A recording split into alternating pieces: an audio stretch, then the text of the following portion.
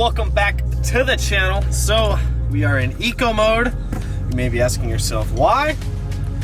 Well, you may have figured that out by the title, but we are in eco mode. Let's see how many miles per gallon we can get on the way to Oklahoma. So before, I was getting 11 miles per gallon, which is pretty good because on E85 back in the day, I was only getting about 7 to 8. So we are headed to Oklahoma. I believe it's about 360 miles to our destination.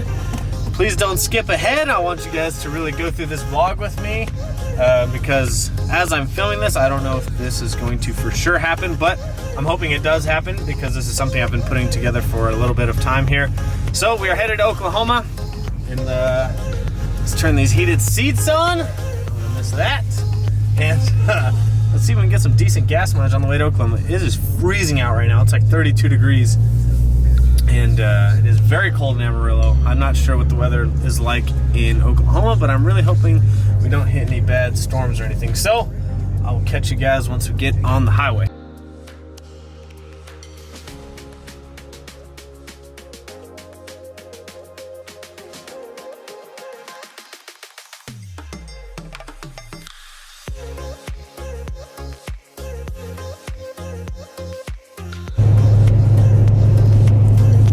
Alright guys, update. We are about 2 hours out from our destination in Oklahoma City. I think we're actually going to be like south of Oklahoma City. I don't know the exact city that I'll be in, but somewhere in that area. We are getting 20.9 miles per gallon, which is actually really good for a 707 horsepower V8 supercharged 4,500 pound pig. That was a very ugly Challenger I just saw drive by. Anyways, man, I forgot how comfortable this damn car is to take on road trips, especially when it's on regular pump 91 octane gas. Don't have to worry about anything, and it gets good gas mileage. So, yeah, we're getting 21 miles a gallon. Got the heated seat on, heated steering wheel, nice Harman Kardon system. Man, I'm gonna miss the luxuries of this car.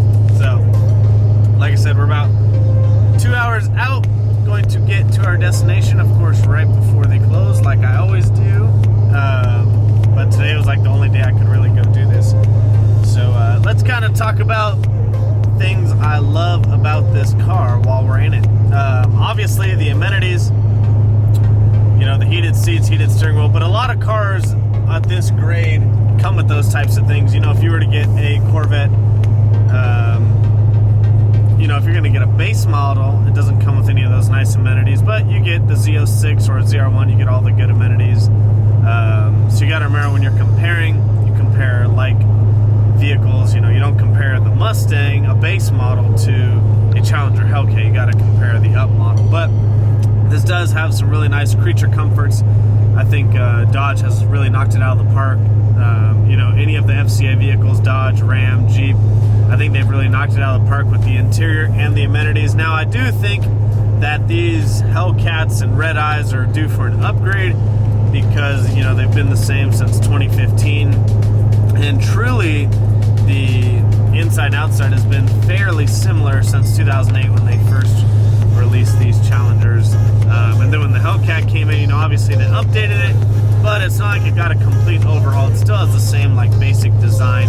It just has a newer look to it. So I do think this stuff needs a redesign, especially when we went and drove the Red Eye. I was like, man, it looks just like mine on the inside, and I'm paying double the price for the car. But love the Harman Kardon system. It's insane how good it sounds in this car. You actually have to turn the bass down a little bit because there's too much bass from the two 10-inch subwoofers in the back. Whereas like Kevin's Charger, he doesn't have those. So, sucks to suck. But yeah, Harman Kardon sounds really good with the 210s in the trunk. What else? I just love driving this car on long road trips. I remember when I first got this car, it was not too long before We Are Mopar, the second one, and I drove this all the way out there and drove it all the way back, and that's when I really got to realize how nice these drive on the highway. It is super freaking windy today. I don't even know, I can't pull my phone right now, but the winds are insane out right now. It's really cold, and it seems like it's only gotten colder actually as we've gotten into Oklahoma. And people are driving like jackasses as always. What do you expect? What else do I love about this car? I don't know. There's a lot to love about this car. There's very few things not to like about it. I mean, I think people's biggest complaints, and it'd always be the same complaint, is that they're large, boat-feeling cars. You know, you don't get that. You don't have that feeling of I'm in control, that it's like a really small car and the suspension's real tight and firm, and you can feel like you feel like you can corner anything. And don't get me wrong, you can corner these cars if you really want to, but you know, you go drive a smaller car and the car just has that feel that everything's tight and closer together and everything's not so stretched out. I mean, when you're driving this car, like, you feel like you've got 10 feet of car in front of you and 10 feet of car in back of you. I mean, it's no joke how big these cars are, but if you're buying them for straight line stuff or just cruising on the highway, I think they're perfect. Now, what's funny is you can go drive a Charger and the front end seems so much shorter, because it is shorter. And I actually like driving the Charger a little bit better around town, except for the fact that the back end feels longer. They're just big cars in general, and I think that'll always be the complaint with these cars. But I think the quality is great. The quality of the performance is awesome. You know, obviously you get some of the leading class horsepower with the Hellcat or with the Red Eye. I think the build quality on the inside is really good. I've never had any problems with any of the interior stuff. It's fairly quiet in here for being that my car has a mid-muffler delete, and actually I forgot the resonators are deleted on this also. And there's really no in-cabin drone. You may hear just a slight bit, but it's not really bad at all, and we're cruising at 80 miles an hour right now. And that leads me to my next thing, is the 8-speed transmission. We are cruising at 80 miles an hour and barely at 1,500 RPMs. I mean, this thing just cruises on the highway. And it gets decent gas mileage because of that 8-speed. It can be in a higher gear. So, you know, like I said, we're getting about 21 miles per gallon. There's a strong headwind right now. And we're going 80 miles an hour. It's just awesome. So 8-speed is really good in this car. It handles really well. Like I said, obviously it's not a track car. You're not going to be out cornering in this thing, but just driving on the highway and hitting bumps, it responds really well. It does have a little bit of a flighty feeling, but that's kind of what you get when you've got a car this freaking large. That's just part of the package. There was one thing I was noticing, and I've never noticed it before, and it's never bothered me, but I don't drive the car enough to make me realize. But now that I'm on a long road trip, I kind of realize I'm a little leaned back right now because I kind of feel like the headroom is really low in this car now, and I never really noticed that before. So I would say that is a little bit of a downfall, I do feel. And you know, the sunroof doesn't help with that because obviously you lose a little bit of headroom with that. But yeah, I do feel like it's a little shallow in here. And I'm 6'1", so I can only imagine if you're taller than that. So I'm gonna pick up this vlog. Just kind of wanted to give you guys, you know, so since we are almost at the end with this car, possibly, like I said, I don't want to jinx it, but that is what we are en route to, is to get rid of this car. And so I kind of just want to go over the things I love about it. I've had so much fun with this car. It's been a blast. I've owned it actually longer than most of the vehicles I own in my life. And that should tell you how much I really actually like this car. If you guys are wondering, I did have people interested in buying the car outright, not a dealer. And it's just a pain in the ass dealing with, when you have a loan on a car, it's a pain in the ass dealing with people that are trying to get a loan on the car. It's a lot of paperwork, a lot of going back and forth. And, you know, when people are looking at Hellcats, obviously they want to test drive them. And I don't feel too good about people test driving them, especially if they don't have funds completed or ready to actually purchase a car of this price. Not that this car is that expensive, but it is a decently priced car, and I just don't want any person coming along and test driving it. I just don't think that would work in my favor, especially if something happened to the car. So that's what's happening. We are headed to a dealer, and yeah, I love this car. I guarantee that I will own another Hellcat at some point in my life. I'm just looking for a change right now.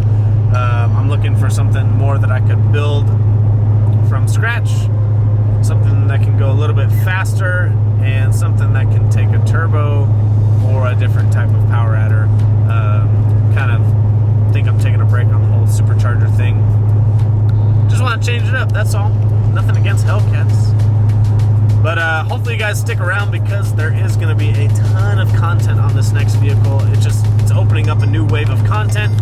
And it's not that I'm doing the car for YouTube, it's just that car happens to have a lot of content that comes along with it, and with the route that I want to take it. With the Hellcat, I did a lot of content. You guys might not know it, but go back and look at the videos. I was pumping out videos every day working on my Hellcat. There was always something I was doing to it.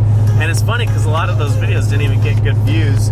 But if you go back, there's a ton of videos on everything I did to the Hellcat. There's so much stuff I did to it in such a short amount of period of time, because I had a goal in mind and I wanted to get to it as quickly as possible. So you may go back and look at some of that old content if you're interested in looking at it.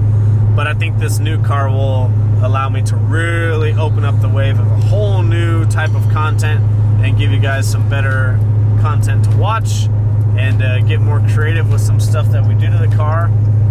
It's not like this car hasn't been done before, but I think it's just a whole different type of content, and I think there's more to be done to that car than this car. Because you got to remember, the next step for this car would have been a roll cage for sure.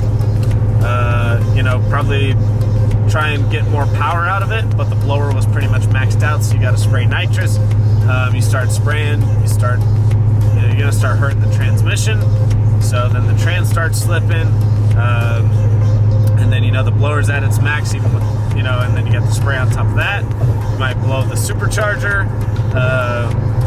No one's come out with a twin turbo kit, no one's come out with a pro charger kit. It's really frustrating that no one's done it yet, and I get why. I get that it's a smaller community, it's a smaller source of revenue for these companies, but that is kind of frustrating for all of us Hellcat owners, because a lot of people have been asking for it, no one's done it.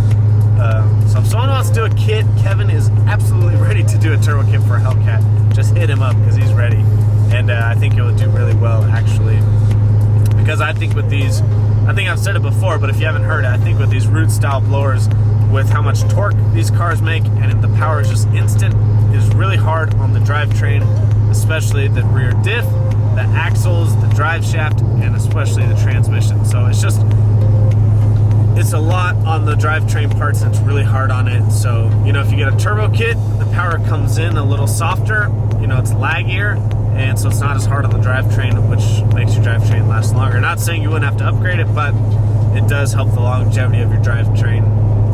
And you can just do so much more with a turbo. All you gotta do is upgrade turbo sizes, crank up the boost, and you're good to go. No more messing with pulleys and belts and trying to put the biggest damn blower on there. And then you're dealing with a bunch of heat soak, because these blowers are so massive in such a small area. So anyways, that's enough ranting. I'm gonna pick this back up once we get to our destination, which is a dealership south of Oklahoma City, and we'll see you guys over there.